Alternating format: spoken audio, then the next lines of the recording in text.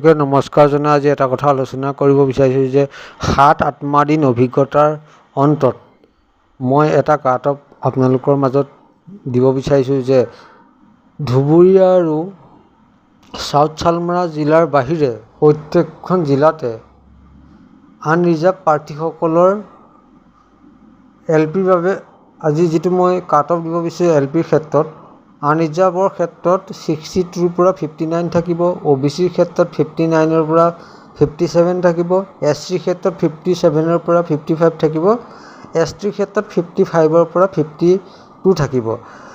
মই যে এই কাট অফটো যে আপোনালোকক 7-8 মাহৰ যিটো অভিজ্ঞতাৰ অন্তত দিছোঁ, কিন্তু ধুবুৰী আৰু সাউথ চালমাৰা জিলাত ইয়াতকৈ বেছিকৈ থাকিব কাট অফ, কিয়নো মই যিটো অভিজ্ঞতা লাভ কৰিলোঁ সেই অভিজ্ঞতাৰ পৰা আপোনালোকৰ আগত সেই তথ্য দাঙি ধৰিব বিচাৰিছোঁ। কিন্তু মই যিটো 62 বা 59 আনৰিজাৰ্ভ দিছোঁ, ইয়াত পইণ্টৰ কোনোবা এটা পইণ্টৰ ক্ষেত্ৰত কোনোবা এজন প্ৰাৰ্থীয়ে চাকৰি নাপাবও পাৰে, কাৰোবাৰ 52 পইণ্ট কিবা কিবি ক্ষেত্ৰত চাকৰি নাপাব পাৰে, কিন্তু 52ৰ পৰা 59ৰ ভিতৰত আনৰিজাৰ্ভ থাকিব। OBC 59ৰ পৰা 57 থাকিব, SC 57ৰ পৰা 55 থাকিব, ST 55ৰ পৰা 52 থাকিব, ST হিলছত আৰু যথেষ্টখিনি কাট অফ কমিব। কিন্তু আপোনালোকে মই কিবা ভিউজ লাভ কৰিবলৈ বা আল্টু ফাল্টু ষ্টাডি কৰি মই এইটো দিয়া নাই।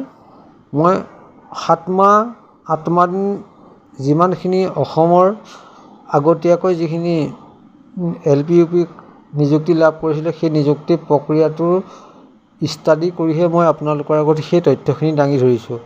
কিন্তু আপোনালোকে এতিয়া পুনৰবাৰ এটা কথা কৈ দিওঁ, ধুবুৰী আৰু সাউথ চালমাৰাত যথেষ্টখিনি কাট অফ বাঢ়িব।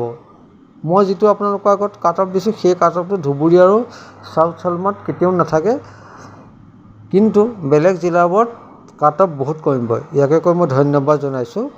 যদি কিবা ভিডিঅ'টোৰ ক্ষেত্ৰত যদি কিবা মোৰ ভুল হয় আপোনালোকে কমেণ্ট বক্সত জনাই দিব।